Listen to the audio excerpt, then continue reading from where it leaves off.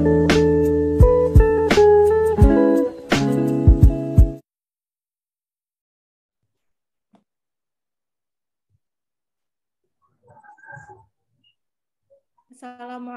warahmatullahi wabarakatuh. Kami dari kelompok 5 akan memaparkan hasil diskusi kami mengenai diagram garis. Sebelum memasuki materi, izinkan kami untuk memperkenalkan anggota kelompok kami. Yang pertama ada Mbak Rizky Astu Anggunani dengan NPM akhir 6006. Yang kedua ada Mbak Signi Aini Widati dengan NPM akhir 6028. Yang ketiga ada Mbak Yuni Fitriani dengan NPM akhir 6050. Yang keempat ada Mbak Ambar Triwahyuni dengan NPM akhir 6054. Dan yang terakhir ada saya sendiri, Syifa Khalisatur Rahmah dengan NPM akhir 6132.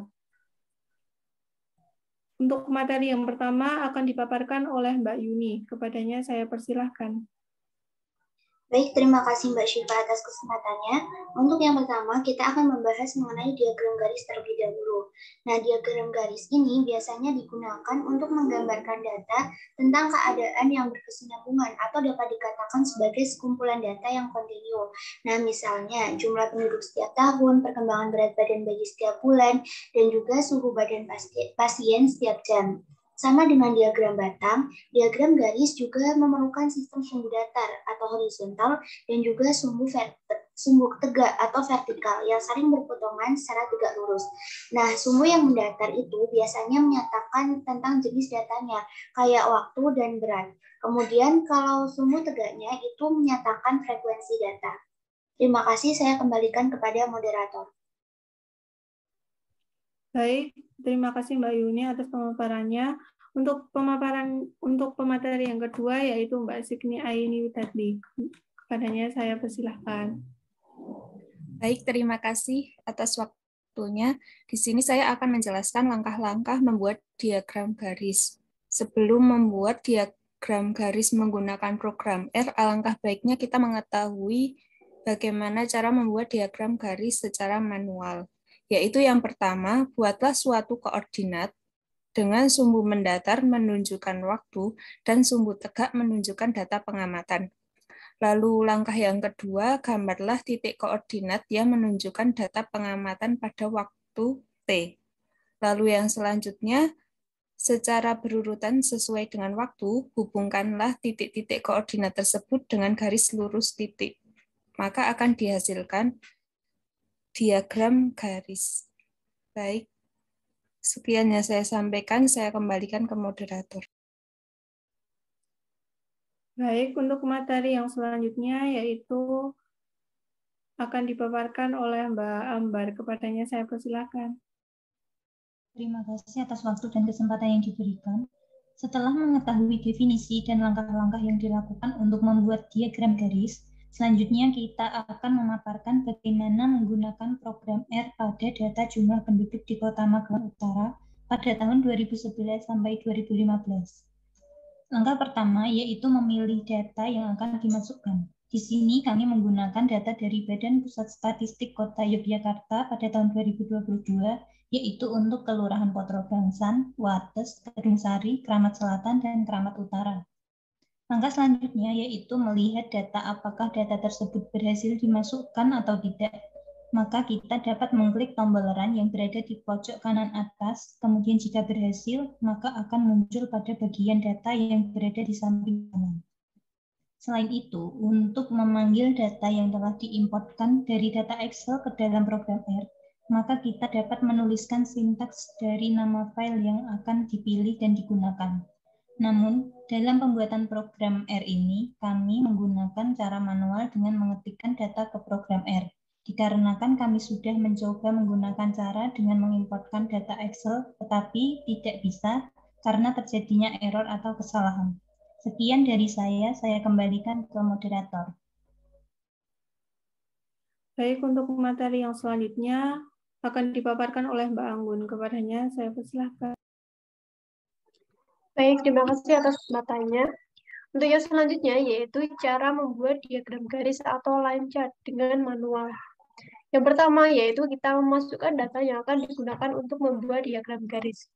Lalu yang kedua, kita akan membuat diagram garis atau line chart dengan menggunakan sintak plot dalam kurung T, data, type O, main data jumlah penduduk, lalu untuk xlab yaitu tahun, ylab jumlah penduduk, dan untuk color yaitu blue atau biru. Alasan menggunakan tipe O ini agar memudahkan kita dalam melihat jumlah penduduk pada setiap tahun, karena terdapat titik pusat pada garis. Berbeda saat menggunakan tipe tipe L, maka diagram yang dihasilkan hanya berupa garis-garis tanpa titik. Nah, sedangkan untuk warna garis melambangkan nama kelurahan yang ada di Magelang Utara. Berikut ini keterangan warnanya. Yang pertama yaitu warna biru, itu untuk Kelurahan Petro Bangsan. Yang kedua yaitu warna merah untuk Kelurahan Wates. Yang ketiga warna kuning untuk Kelurahan Kedung Sari. Yang keempat warna hijau untuk Kelurahan Kramat Selatan. Lalu yang terakhir warna ungu untuk Kelurahan Kramat Utara. Lalu setelah itu akan muncul hasil dari diagram garis yang telah kita buat.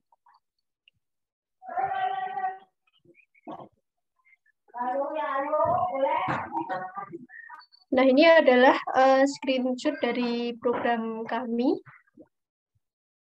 Setelah ini saya akan menjelaskan mengenai programnya.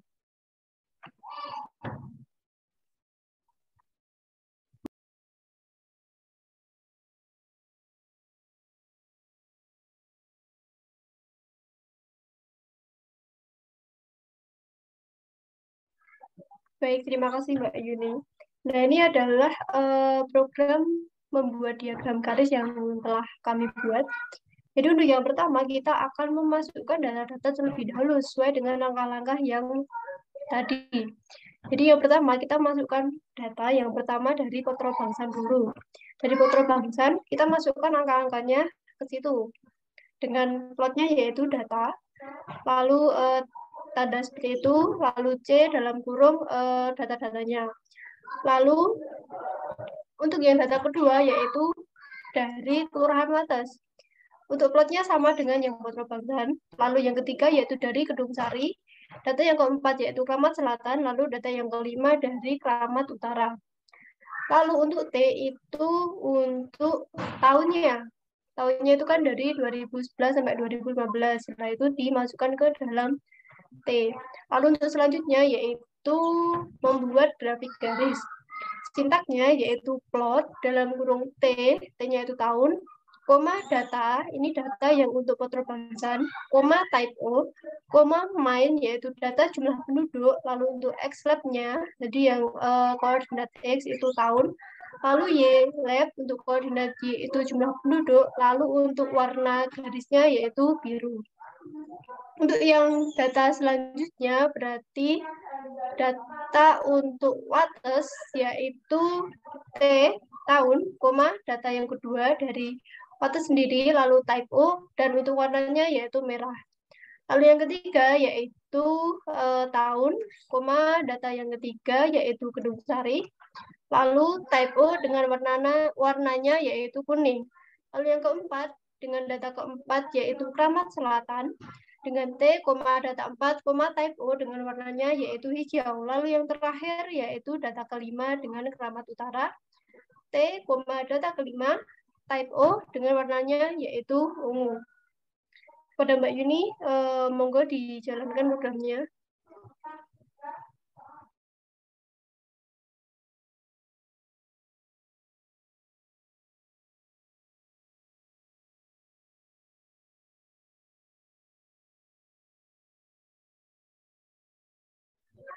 Nah, di situ sudah muncul diagram garis dari data jumlah penduduk. Nah, untuk yang biru itu berarti tadi untuk Kelurahan Petro Bangsan. Lalu untuk yang merah itu berarti untuk yang Wates. Lalu untuk yang kuning berarti Kedung Sari. Lalu untuk yang hijau berarti Kramat Selatan, lalu untuk yang ungu berarti Kramat Utara. Nah, begitulah program R tentang diagram garis data jumlah penduduk dari kami. Selanjutnya saya kembalikan ke moderator. Baik, sekian presentasi dari kelompok 5. Apabila ada kekurangan, kami mohon maaf. Terima kasih. Wassalamualaikum warahmatullahi wabarakatuh.